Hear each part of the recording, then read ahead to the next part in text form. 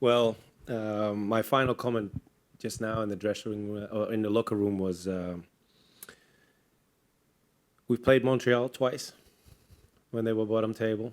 Today, DC is bottom table, finished for the playoffs already, so they're just playing for finishing the league, this competition, and we only get 1 point out of 3 games. And in all the 3 games, there is something that's alike. We have a lot of possession, but we get punished for small errors, and that was the case today. I think the first half was going our way. We were playing well, good goal. But we also knew they were looking for these moments like they score the equalizer, giving away a throw-in and then defending it like we did, especially in the second phase. Even used a couple of examples from the Premier League today, what happened with Burnley and with Manchester United. But very unfortunate, but it says a lot about our attacking play today. Mark? Coach Mark Radigan, Hudson River Blue. Coming off of a strong home win versus Nashville and then going to Cincinnati, which is one of the tougher tests in the league, and pulling out a dominant 1-0 result there. Is there a difference in how you approach those sorts of games versus one against DC where you're going up against much stronger opposition? And then, I mean, kind of from your perspective, what were some of the differences that you were seeing from that Cincinnati result or that Nashville result to today? No, the approach is exactly the same because we treat every opponent with the respect that they should be getting before going into a game. So there's no difference there. The major difference, and that is something I addressed to the boys also in the dressing room just now, our possessional play today was not good enough.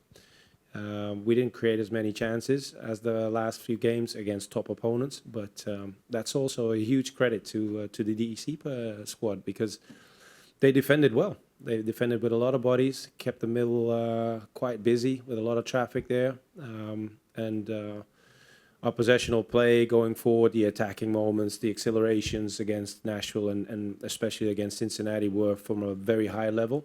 And today they were not good enough. And that doesn't break your opponent because they could keep the bodies in the middle and keep the bodies behind the ball.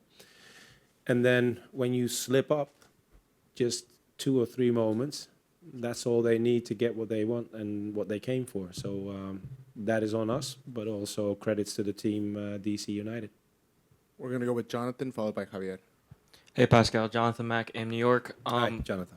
Hey, Pascal. How would you describe the problems your team had with conceding that second goal? I mean, from that long ball from Maxi, Alonso couldn't win his duel, and then the ball fell back to you guys, but the pass fell awry, and then Benteke picked up the rebound and immediately flipped it over. Yeah, well, there's a few things. Of course, we were trying to force ourselves going forward. The moment from Maxi, the pass he's looking for Alonso is from a too big of a distance to begin with. But we get the second ball. I think it's Nico Macau who gets the ball without the pressure there. So he should do better with that moment.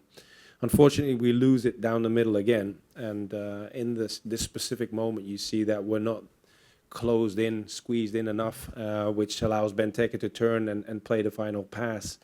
So, but that is a perfect example of a team that relies on all those bodies below the ball and trying to exploit the moments that you give those spaces away. And for the majority of the time, we were in control of the counterattacks, but this one we didn't look good enough. Hey, Javier, City Boys. DC United had a low block throughout the whole game. Is this something you suspected they were going to do? And if it was, what do you tell your offensive guys, and how do you kind of defeat that low block? Yeah, that's what I tried to explain just now, because like you said, they played low block, looking for those counter-attack moments. So we did a pretty decent job in the first half, making them move a lot, making them run a lot, getting Hannes in a couple of good moments, good looks on the side with Kevin. It's no coincidence that we score the goal from that side also, because they close down our right side just a little better than our left side.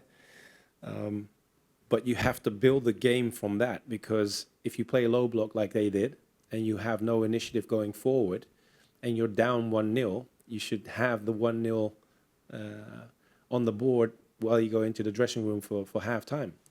But they got that moment back into the game just before halftime, which gave them the confidence that they could go ahead for with the same strategy in the second half.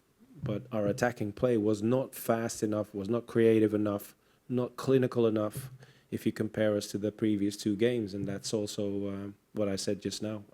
Credits to DC. Anyone else? Thank you, everybody.